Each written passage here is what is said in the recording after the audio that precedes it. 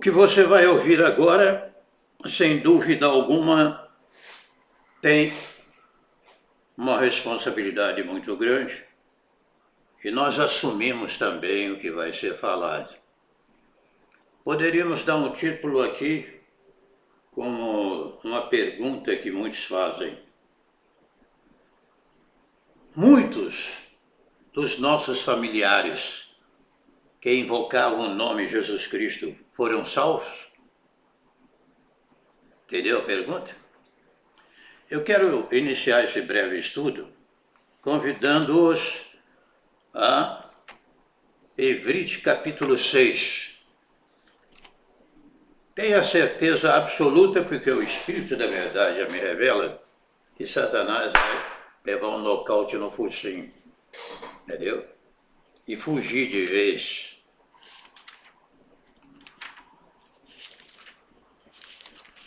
Evrite capítulo 6, verso 1, veja o que diz. Por isso, deixando os rudimentos da doutrina eu vou falar em a transliteração, aqui está como Cristo, né? E Yahushua, prossigamos até a perfeição, não lançando de novo o fundamento do arrependimento de obras mortas e da fé em Yahushua, aqui está como Deus. Vamos ainda em Atos capítulo 3, versículo 21.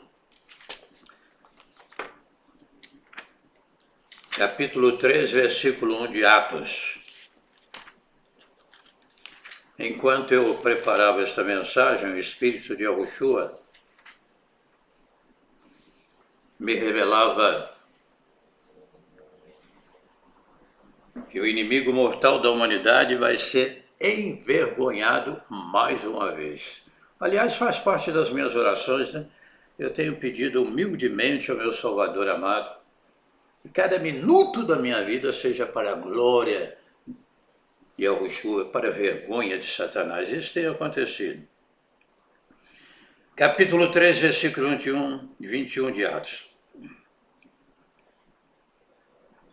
O qual convém que o céu contenha até os tempos da restauração de tudo, dos quais Yahushua, aqui está como Deus, falou pela boca de todos os seus santos profetas desde o princípio. Primeiro ponto, eu quero me situar aqui bem, firme, me organizar. Primeiro ponto, todos esses que defendem uma transliteração, entre aspas, que na maioria das vezes nem é transliteração, é tradução mesmo da cabeça deles. É a tradução, deixa eu me ajeitar aqui na cabeça, tradução da cabeça deles. Mas a maioria desses que defende,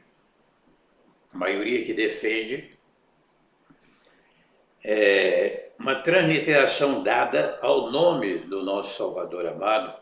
Uns dizem que é Yeshua, o Hamashia, e não creem que é o próprio Eu Sou, né?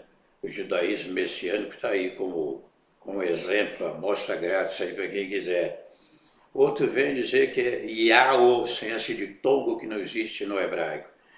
Em seguida nós temos aquele também que insiste que é Yehoshua. Pelo som você vê que não tem muita coerência, né? Yahushua. Tem o outro que diz que não, que é Yahushua. Tem aqueles que defendem, inclusive nós ensinamos desta forma, a fonética para Yahushua. Tem outros aí, tem outras transliterações aí. Bom, a maioria desses que defende uma transliteração, entre aspas, que a maioria, sem dúvida alguma, são mais hebraizantes e tradutores do que hebraístas e instrumentos para uma autêntica transliteração, que só se consegue que só se consegue pela revelação do Espírito. Eu vejo alguns professores aí, professorinha de hebraico e grego, dizendo que o nome para o Messias é desse jeito, daquele, aquele outro, porque ele se utiliza dos sinais diacríticos. E para quem é inexperiente, não tem um mínimo de conhecimento hebraico, os sinais diacríticos, inclusive, foram dados para os Yahudim da diáspora, não é mesmo? São válidos quando aplicados de maneira correta, chamados de sinais maçoréticos também. Então ele coloca lá o sinal maçorético de um A, passa para E, faz essas mudanças todas e dá para enganar bem os que não conhecem. Mas os que têm um pouco de conhecimento não se abalam de maneira alguma. Mas a maioria desses que se dizem conhecedores de um nome verdadeiro dado ao Messias, e vocês podem notar que não existe coerência, né? Não existe coerência. A maioria desses veio de onde? De uma denominação evangélica. Tiveram seus princípios lá, conforme o Crítico, que nós lemos capítulo 6, princípio elementar, nasceu de novo ali, teve uma experiência com o Espírito da verdade e fecha bem a sua boca quando falar a respeito do Espírito da verdade, Consolador amado, o Espírito Santo, o Kadosh, o Ruach HaKodesh, ou conforme eles defendem, o Ruach HaKodesh, porque aquele que blasfemar contra ele não tem perdão. Então tome muito cuidado com a sua boquinha aí, tá? Principalmente com esse órgão interior chamado língua. Tiago e a Rocap lá diz que quem domina a língua domina o corpo inteiro. Tá bom assim? Bom, a maioria veio de onde? Na igreja evangélica. Então teve esse princípio e um crescimento.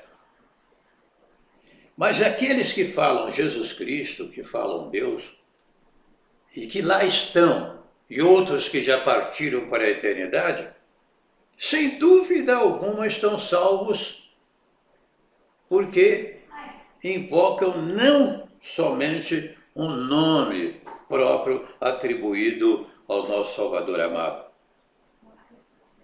mas o caráter, aquilo que ele representa. Aquilo que ele representa. E prova disso é que são atendidos em todo o mundo. Eu conheço pregadores aí, homens idôneos, sérios. Estou falando de pregadores idôneos, sérios, né? E que professam sua fé em Jesus Cristo e creem dessa forma, ensinam, são usados. Tem a mínima dúvida de que se partirem para a eternidade em obediência, vai anotando, esse é o primeiro tópico, em obediência à palavra, sem dúvida alguma estarão salvos. Seus familiares que partiram, por exemplo, para a eternidade, falando Jesus Cristo, invocando Jesus Cristo, mas eram crentes fiéis ali que procuravam servir ao Altíssimo, sem dúvida alguma estão salvos. Tem a mínima dúvida disso, tem a mínima dúvida. Segundo ponto, agora presta atenção. Atos capítulo 3, versículo 21, trata da restauração de todas as coisas dos últimos dias. Antigamente, quando você ouvia um pregador falar alguma frase, algum nome em hebraico, você achava aquilo extraordinário. Esse cara aí é conhecedor mesmo, um homem abalizado, puta. Hoje, em todo o mundo já se busca por essa verdade. Mas assim como existem várias denominações, existirão também várias transliterações, entre aspas, bem aspado. Entendeu? Cada um dizendo que o nome do Messias é de um jeito.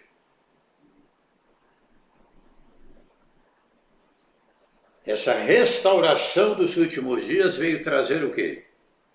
A festa, a procura, a indagação, o desejo de conhecer mais, de crescer mais na graça, no conhecimento. Não está escrito lá em 2 Cafos, né? 2 Pedro, se você quiser, ou Kefá na tradução aí mais moderna. O que está escrito lá? Vamos ler aqui?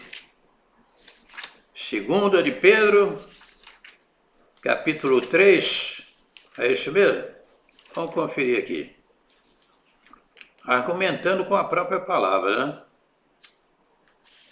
2 de Pedro, capítulo 3, versículo 18. Antes, crescei na graça, tá vendo? E no conhecimento, tá vendo? Conhecimento aí, ó, do nosso Morriú, nosso Salvador, Yahushua, Mehushai, a ele seja dada a glória, assim agora como no dia da eternidade. Amém. Crescendo na graça, no conhecimento, aí você vai adquirindo esse relacionamento mais profundo com a triunidade, que alguns malucos não creem porque não são nascidos de novo. Quem não crê que o Altíssimo se revela de maneira triuna é porque ainda não nasceu de novo, não tem salvação. É exemplo dos chamados judeus messiânicos, né? Yahudim aí, e não creem que o Salvador é o próprio eu sou, como diz na palavra, eu sou o caminho, eu sou a porta, eu sou a videira verdadeira, eu sou o pão da vida. Dentre inúmeras comparações, Filipe pergunta para Yahushua, mostra-nos o Pai, isso nos basta, e ele responde, majestade. Ó, Filipe, quem me vê a mim, vê o Pai, como dizes tu, mostra-nos o Pai. Então a pessoa que não tem o Espírito da verdade não vai entender nunca, que o Pai, o Filho e o Espírito da verdade é um só. Há um só Criador, revelando-se de maneira triuna. Quem não crê nisso não tem salvação, entendeu? Não tem salvação e mais, está cultuando um falso Messias. Está cultuando um falso Messias. Bom, segundo tópico, portanto, fala da restauração, a volta à origem, essa procura insistente pela verdade. E note vocês que nós estamos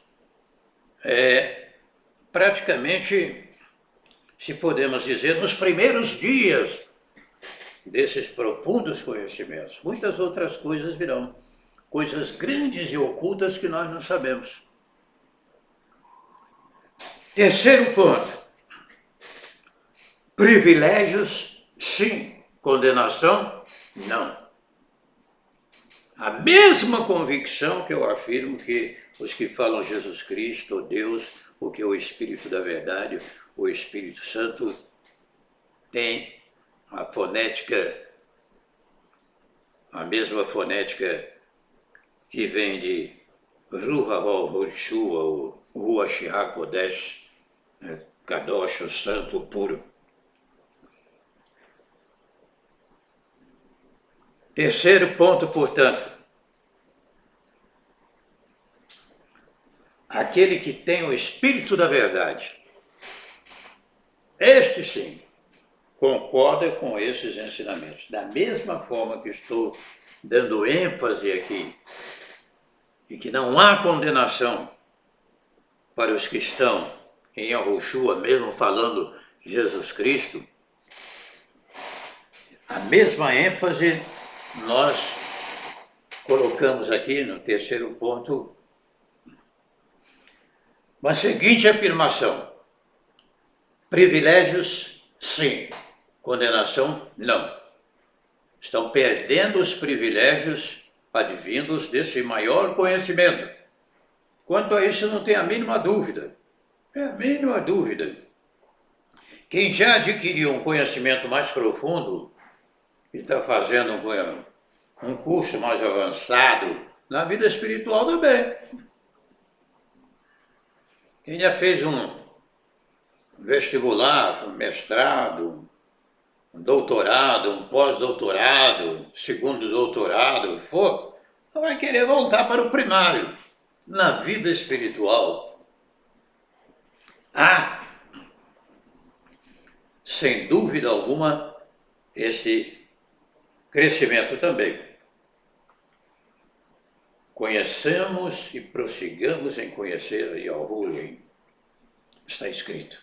Antes crescer na graça e no conhecimento do nosso Mohiul Salvador, né? Mehushai, Yahushua, Mashiach, Mehushai. A Ele seja a glória, a roda, assim agora como no dia da eternidade. Aminal, amém, assim seja, eu concordo, né? Está fazendo... Estávamos numa reunião, né? Estávamos numa reunião lá em determinado país do exterior. E alguém liga. Diga para esse irmão aí que não se fala Aminal, não. É assim seja. Eu ouvi aquela observação lá, né, dela. E mandei ele dizer o seguinte, como que você lê assim, ao contrário? Missa seja, eu falei, então missa seja você prefere, missa seja do que Aminal? Acabaram concordando. O outro liga para cá e falou que eu não posso usar gravata, não. Gravata é o membro lá de Baal. Eu não vou entrar muito em detalhe. O cara foi na periferia da internet, no subúrbio da internet, entendeu? E saiu com essa para mim. Esquecendo que quem foi vamos dizer até o coautor, né? Porque nessa vida ninguém é autor de coisíssima alguma. Era gravado. Luís XV, né? Provavelmente também uma costureira que estava com sua mesa cheia de retalhos, não sabia o que fazer com tantos retalhos e, usando a criatividade que lhe fora dada, inventou a gravata que tão bem nos ornamenta, né? Mas o cara disse que não, que é o membro de Baal, pênis de Baal. Misericórdia. Eu mereço, já viu essa frase? Eu mereço. Mereço essas coisas não, ouvi besteira não. Bom, quarto ponto. Tudo que foi falado aqui agora, nós temos que entender de uma vez por todas que só o Espírito da Verdade é que revela a verdade. As Escrituras falam que Ele nos ensinará o quê? Todas as coisas. E fique sabendo mais ainda, que você pode se relacionar com o nosso Salvador amado usando títulos e atributos que a nenhum outro aplicar-se-iam. Tem vários exemplos nesse sentido aí, já em várias gravações. Quero aproveitar a oportunidade para lhe sugerir verdades que libertam, lá no WordPress, verdades que libertam. Tem também as Escrituras falam. As Escrituras falam através do Google, você identifica na hora o browser de sua preferência. Então, só o Espírito da Verdade é que elimina essas dúvidas todas. Eu vejo essa turma brigando, esse professorinho de hebraico, de grego, dizendo que é assim, essa. Eu só fico assistindo. Porque são conclusões intelectuais, são opiniões intelectuais.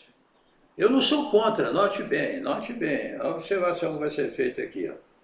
Eu não sou contra estudar hebraico, fazer curso de hebraico. Só que a partir do momento que Esses caras se propõem a ensinar as Escrituras, doutrinar os crentes, sem estarem autorizados pelo Espírito da verdade. Isso aí é picareta, é charlatão. Todos eles. E o pior de todos, charlatão espiritual, trazendo confusão na cabeça dos outros, porque não está autorizado pelo Espírito da verdade. A Bíblia diz que o Espírito da verdade, Kadosh, o Santo, ele não é de confusão. Ele veio para esclarecer, trazer essa festa dos últimos dias, nos alegrar com essa procura cada vez mais intensa pela verdade. Aí tudo bem. Agora julgar quem fala Jesus Cristo, quem fala Deus, porque o Espírito Santo tem a mesma fonética desde a sua origem hebraica. Né? Julgar as pessoas, isso é falta de cultura, falta de conhecimento. Chegar na sala de aula, né, quem está lá fazendo o segundo ano, o básico, o que for lá, fundamental, o que seja, e pelo fato de você já estar com pós-doutorado, mestrado, chegar lá e querer chamar os alunos, eu pensar o que eu vou dizer. Tratar os alunos como se fossem analfabetos e você o importante, o sabichão. Isso é burrice. É burrice do professor e não do aluno. Tá vendo? Dá até para fazer assim uma rápida analogia, né? E se enquadra mais como analogia, como uma metáfora talvez, né? A parábola, né? Fariseu publicano, né? Eu não sou como os demais homens, roubadores, injustos, adultos. Quer dizer, o cara estava realmente, dava até os dízimos, lá está no plural, de tudo que ele ganhava. Mas não desceu, não saiu justificado. Ao passo que o outro estava na sala de aula sem saber falar hebraico, né? Se pudéssemos fazer essa analogia aí, essa comparação, saiu justificado. Veja lá a parábola do fariseu e o publicano. Fariseu é fariseu mesmo, não precisa ficar preocupado em transerar, fazer. Tem gente que fica aí preocupada em falar certos nomes. Outro ligou aqui, fez um comentário, queria saber o nome de Satanás direitinho para ele ensinar. Tanto faz, meu amigo. Satanás, diabo, Ra-Satã, Satia, tudo a mesma coja condenada por Yahushua, conforme Ivrit 2,14, traduzido para Hebreus, e não transliterado como devia. Então, questão de conhecimento. Essa festa dos últimos dias, portanto, você a partir de hoje comece a olhar os seus entes queridos, seus familiares, com amor. O cara vira para a mãe dele e fala, fica com seu Jesus para lá. Quer dizer, um imbecil desse, um cara dele. Às vezes eu uso certas expressões, vou até retirar o imbecil, né? Retirar. Vamos colocar o pé. Esse inconsequente, irresponsável, dentro da própria casa dele, para a própria mãe dele, falar, fica com o seu Jesus para lá. Querendo ministrar para ela uma transliteração que nem ele se enquadra dentro de um consenso. Você já notou? Eu não tenho a mínima dúvida do que falo, do que creio, do que ensino, mas nunca, jamais, nos levantamos aqui para julgar ou condenar aqueles que ainda não tiveram esses privilégios, sim. Incomparáveis, sim. Condenação, jamais.